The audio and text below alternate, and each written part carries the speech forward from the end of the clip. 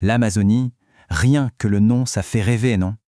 On imagine tout de suite une nature immense, un peu sauvage, infinie. Sauf qu'aujourd'hui, la réalité, c'est que c'est devenu un véritable champ de bataille. Une bataille pour les ressources, pour l'environnement, et au fond, pour notre avenir à tous. Et cette bataille, elle est surveillée, mais pas depuis le sol. Non, non. Elle est observée par des yeux, là-haut, depuis l'espace. Pour bien saisir l'enjeu, il faut commencer par regarder les chiffres, les données brutes. Et franchement, elles donnent le vertige. Jetez un œil à cette carte. Ça se passe sur une seule décennie et dans un seul état du Brésil. Toutes les zones en rouge, c'est la forêt qui a été détruite entre 1990 et 2000. On dirait une cicatrice qui s'agrandit, qui ronge petit à petit le vert de la forêt. L'impact visuel est saisissant. Et attention, cette destruction n'est pas du tout régulière. Il y a eu des années absolument terribles. En 1995 et en 2004, par exemple, on a dépassé les 25 000 km² disparus en un an. Pour se faire une idée, c'est comme si on rasait l'équivalent de toute la Bretagne en seulement 12 mois. Ces pics nous montrent à quel point la protection, c'est un combat de tous les instants. Ok, mais la question c'est pourquoi? Pourquoi une telle destruction? Pour le comprendre, il faut aller voir au-delà des arbres et s'intéresser à ce qui pousse les humains à agir ainsi. Ce schéma, il est super intéressant parce qu'il montre vraiment le cœur du problème. L'environnement, ce n'est pas une bulle à part. Il est complètement imbriqué dans des besoins économiques et des dynamiques sociales. Et c'est justement à l'intersection de tout ça que les conflits éclatent, que les intérêts des uns se heurtent à la survie de la forêt. Du coup, la défense de la forêt, elle n'a pas commencé dans des bureaux à la capitale. Non, elle a commencé sur le terrain, avec les peuples de la forêt eux-mêmes. Dès la fin des années 80, ils ont compris qu'il fallait s'allier pour défendre leurs terres et leur mode de vie. C'est une lutte qui est depuis le début à la fois sociale et environnementale. Et face à cette situation complexe, un allié un peu inattendu a fait son entrée, la technologie, et plus précisément, son œil infatigable qui observe tout depuis le ciel. Voilà l'outil en question, le système d'Ether, son nom de code si on veut. Et son objectif est très simple, la vitesse. L'idée, ce n'est pas de constater les dégâts des mois après, mais de repérer la déforestation quasiment en direct pour pouvoir intervenir tout de suite. C'est une course contre la montre. Alors concrètement, comment ça marche?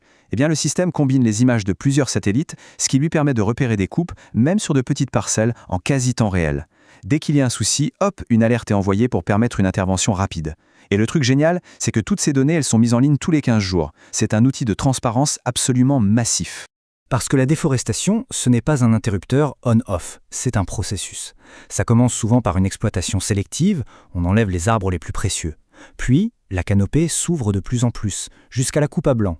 L'avantage énorme du satellite, c'est qu'il peut voir ces différentes étapes et donc sonner l'alarme bien avant qu'il ne soit trop tard.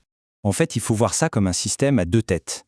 On a Dether, qui est le chien de garde, celui qui est sur le qui-vive en permanence. Et puis on a un autre système, Prodes, qui lui fait le bilan annuel, le recensement officiel de la déforestation. L'un est donc là pour l'action immédiate, l'autre pour la confirmation et les chiffres consolidés. Mais toutes ces données, ça ne sert pas juste à compter les arbres qui tombent. Non, ça raconte une histoire bien plus profonde. Celle de la transformation de la forêt, ce qu'elle devient. Faisons un arrêt sur image. En 2008, sur cette zone immense de 700 000 km², on voit que près de 18% de la forêt avait déjà été rasée depuis 1988. C'est une perte colossale, mais qui est ici quantifiée avec une précision redoutable. Forcément, la question qui vient juste après, c'est « Bon, et une fois que la forêt a disparu, qu'est-ce qui prend sa place ?»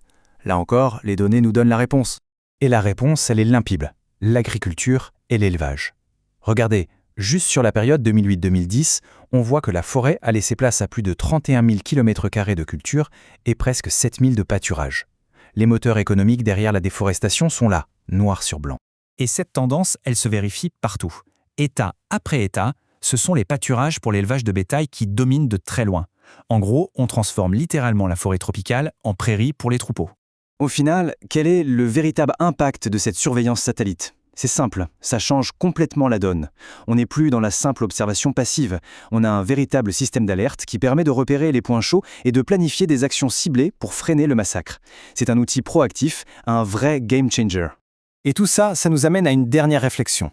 Avoir les données, connaître la vérité factuelle, c'est une chose.